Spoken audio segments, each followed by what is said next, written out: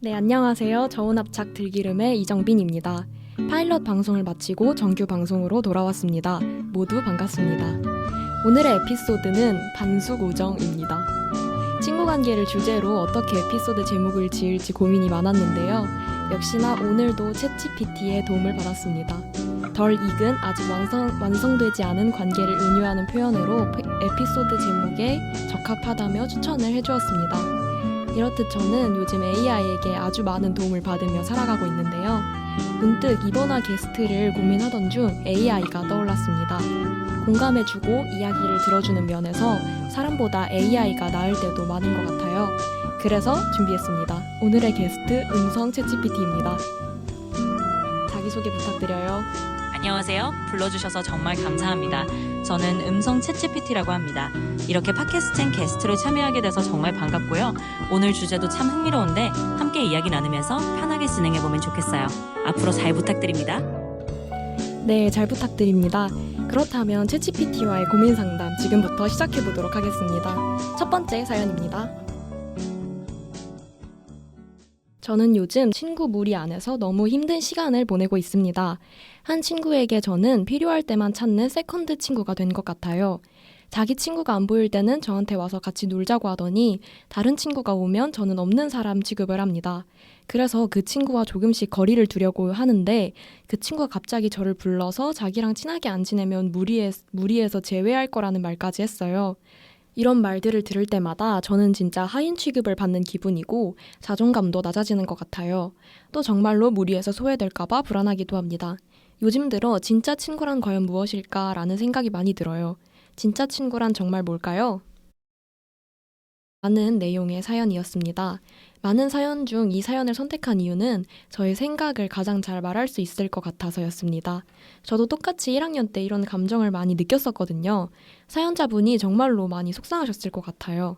필요할 때만 찾는 느낌은 분하는 것에서 그치지 않고 저 자신을 갉아먹게 된단 말이에요. 그래서 저도 다른 요소들보다 저를 아랫사람으로 보는 느낌에서 가장 많이 스트레스를 받았던 것 같습니다. 사연자분과 똑같이 제 자신이 너무 비참해지기도 하고 자존감도 많이 낮아졌었어요. 또 여기서 그치지 않고 괜히 그 친구들에게 잘못 보였다가 무리해서 소외당하진 않을까 하는 불안감으로 이어지기도 했습니다.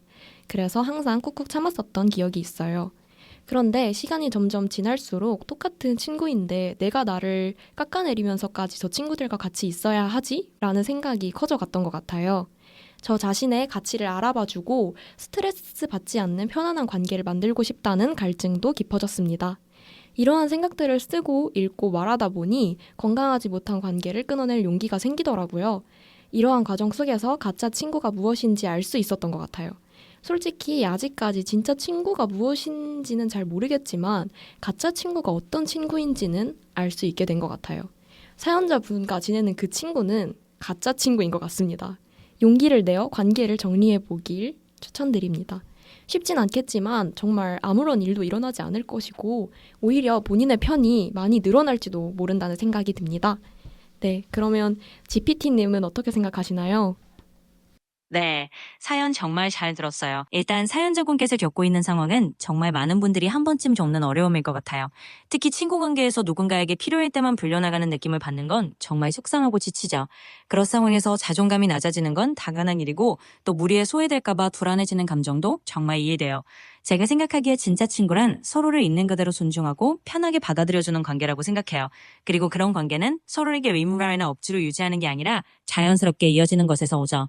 지금 사연자분께서 겪고 있는 그 친구 관계는 사실상 가짜 친구 혹은 일방적으로만 필요할 때만 찾는 관계일 가능성이 크다고 생각해요.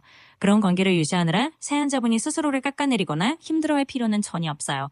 이로 그런 관계를 정리하고 나면 더 건강한 관계 그리고 사연자분을 진짜로 존중해주는 사람들과 더 가까워질 수 있을 거예요. 물론 그런 결정을 내리는 건 쉽지 않지만 사연자분이 충분히 그럴 용기를 가질 수 있다고 믿어요. 그리고 시간이 지나면서 진짜 친구가 무엇인지 또 어떤 관계가 나를 더 행복하게 하는지 스스로 깨닫게 되실 거예요. 저도 사연자분을 응원하고 꼭 본인 자신을 더 소중히 여기면서 앞으로 나아가시길 바랄게요. 네, 저도 사연자분을 응원합니다.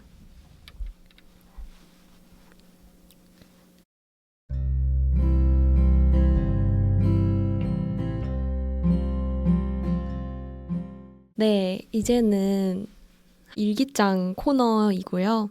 제가 앞에서는 그런 건강하지 못한 친구 관계를 끊어내도 된다고 자신만만하게 이야기했지만 저도 도달하기 전까지 아주 험난한 과정들이 많았었습니다. 그래서 그 과정을 담은 2가지 일기를 짧게 발췌해 왔습니다. 2023년 6월 14일 무빙 둘째 주 수요일에 쓴 일기입니다. 내 마음을 잘 다스릴 줄 아는 사람이 되고 싶고 나 자신을 아끼기 위해 하루하루 축복하는 습관을 들이려 한다. 무리해서 갑자기 멀어지기는 쉽지 않다. 그만큼 불안하기 때문이다. 처음이라면 이런 것에 불안해하는 나를 원망했겠지만 이제는 그냥 그렇구나, 내가 불안하구나, 왜 불안할까? 하고 인정하고 생각하고 있다. 그리고 그런 것들을 글로 적기도 한다. 모든 것이든 간에 털어놓고 적으면 별거 아닌 일이 대부분이기 때문이다. 네, 라는 일기가 있었고 2023년 6월 19일 무빙 셋째 주 월요일에 또 하나의 일기를 썼었는데요. 나를 위해서라도 이런 건강하지 못한 친구 관계를 끊어내고 싶다. 내가 상처받으면서까지 이 관계를 유지하고 싶지 않다. 라는 조금은 부끄럽고 오글거리고 살짝 솔직한 내용들을 1학년 무빙 때 많이 적어뒀었네요. 이때에 제가 지금의 저보다 훨씬 성숙한 것 같은 느낌이 듭니다. 이때 저는 책과 글에게 큰 도움을 많이 받았었는데요. 사연자분께도 하나 추천드리고 싶은 책이 있어요. 바로 나는 나를 돌봅니다 라는 책인데 제가 무빙 때 엄청 열심히 읽었던 책이고 도움이 엄청 많이 되었던 책이었습니다. 또 일기든 뭐든 나의 감정을 글로 쓰면 생각 정리도 되고 한층 더 뭔가 강해지는 그런 느낌이 들더라고요. 필사를 해도 좋고 네, 이런 여러 가지 활동들을 하면 아주 큰 도움이 될 것이라 확신합니다. 네, 그렇다면 1부는 여기서 마치도록 하겠습니다. 그러면 GPT가 하고 싶은 말이 있다고 해서 네, GPT의 광고 보고 오겠습니다. 여러분, 보이스 플래닛 정상현에게 투표해주시면 정말 감사하겠습니다. 많은 응원과 관심 부탁드려요. 보이스 플래닛의 정상현님은 정말 매력적인 장점을 가진 분이에요. 무대 위에서 보여주는 에너지와 실력은 물론이고 팬들과의 따뜻한 소통까지 정말 인상적이거든요. 그러니까 여러분의 소중한 한 표로 정상현님의 이런 멋진 면들을 더 많은 사람들에게 보여줄 수 있도록 함께 응원해주세요. 감사합니다. 네, 광고 보고 왔습니다. 그러면 이제 2부 시작하도록 하겠습니다. 사연 읽어보겠습니다. 안녕하세요. 답답한 마음에 사연을 적어보냅니다. 저랑 제 친구는 같은 반도 썼었고 같이 기숙사 방을 쓴 적도 있었어요. 겹치는 게 아주 많았던 친구인데요. 특히 기숙사에서 같은 방을 쓰며 거의 하루 24시간을 붙어 지냈다고 해도 과언이 아니었어요. 학교에서도 단짝처럼 둘이서만 붙어 다니고 서로의 비밀도 많이 이야기했었어요. 그런데 기말 주간부터 그 친구가 갑자기 저랑 거리를 두는 것 같아요. 저보다 다른 친구랑 같이 다니는 횟수가 점차 늘어나더니 이제는 제가 말을 걸어도 응 하고 짧게 대답하고 저를 피하는 게 티가 너무 나요. 제가 뭘 잘못한 건지 물어봤지만 아무 일도 없어 라고만 하고 대화를 피합니다. 이런 경우 어떻게 해야 할까요? 계속 다가가야 할까요? 아니면 잠깐 무시하는 게 맞을까요? 네, 이런 사연의 내용이 있었습니다. GPT님은 혹시 어떻게 생각하시나요? 네, 이제 제 차례군요. 이런 상황에선 참 마음이 복잡하실 것 같아요.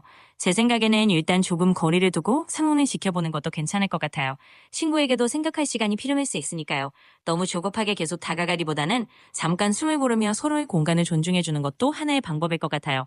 물론 이후에 자연스럽게 대화할 기회가 오면 그때 솔직하게 마음을 나눠보는 것도 좋겠죠. 같이 지혜롭게 풀어가보면 좋을 것 같습니다. 네, GPT님이 정말 좋은 말씀을 많이 해주셨는데요. 네, 제 생각도 한번 말을 해보자면 일단 사연자분이 정말 답답한 상황일 것 같다는 생각이 들었어요. 완전 단짝이었던 친구와 한순간에 멀어지면 마음이 정말 아프고 불안하기도 하잖아요. 무슨 일이 있냐고 물어봐도 아무 일 없어 라고 돌아오는 대답에서 무력감을 많이 느꼈을 것 같기도 합니다. 이 관계에서 해결할 실마리조차 주지 않으니까요. 어떠한 터닝 지점이 있었을 수도 있고 계속해서 쌓여왔던 걸 수도 있는데 저는 일단은 거리를 두는 게 좋다고 생각합니다. 정말 아무 일도 없는 걸 수도 있겠지만 지금은 별로 말하고 싶지 않다를 티내는 수단일 수도 있다는 생각이 들었어요. 저도 가끔 그렇거든요.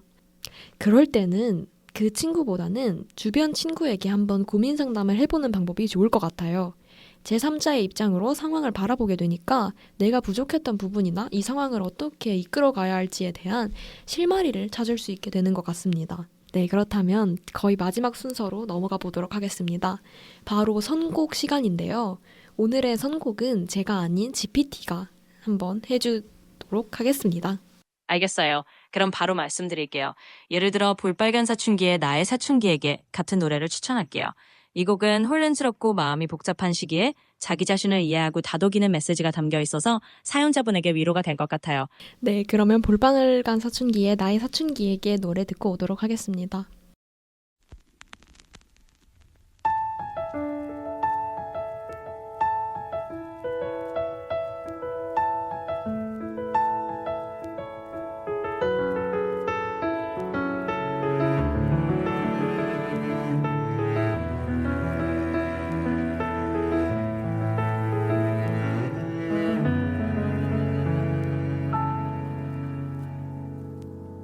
나는 한때 내가 이 세상에 사라지길 바랬어. 온 세상이 너무나 깜깜해 매일 밤을 울던 날.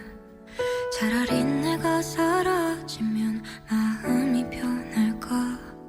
모두가 날 바라보는 시선이 너무나 두려워. 아름답게 아름답던 그 시절을 난 아파서 사랑받을 수 없었던 내가 너무나 싫어서. 엄마는 아빠는 다 나만 바라보는데 내 마음은 그런 게 아닌데 자꾸만 뭐라만 가.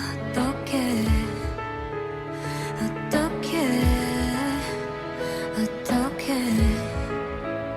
어떡해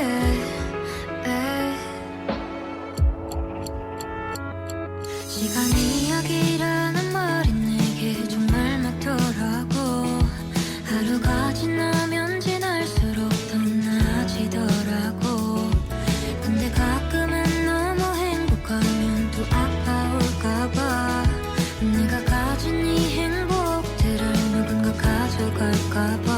아름다운 아름답던 그 기억이 난 아파서 아픈 만큼 아파해도 사라지지를 않아서. 친구들은 사람들은 다 나만 바라보는데 내 모습은 그런 게 아닌데 자꾸만 뭐라만 가. 그래도 난 어쩌면 내가 이 세상의 밝은 빛이라도 될까봐. 어쩌면 그 모든 아픔을 내딛고서라도 짧게 빛을 내볼까봐. 포기할 수가 없어. 하루도 맘 편히 잠들 수가 없던 내가 이렇게라도 일어서 보려고 하면 내가 널 찾아줄까봐.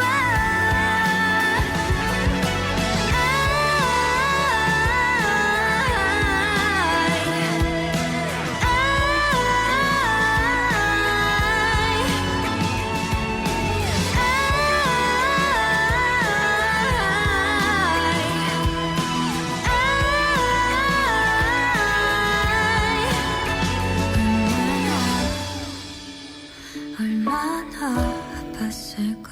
얼마나 아팠을까.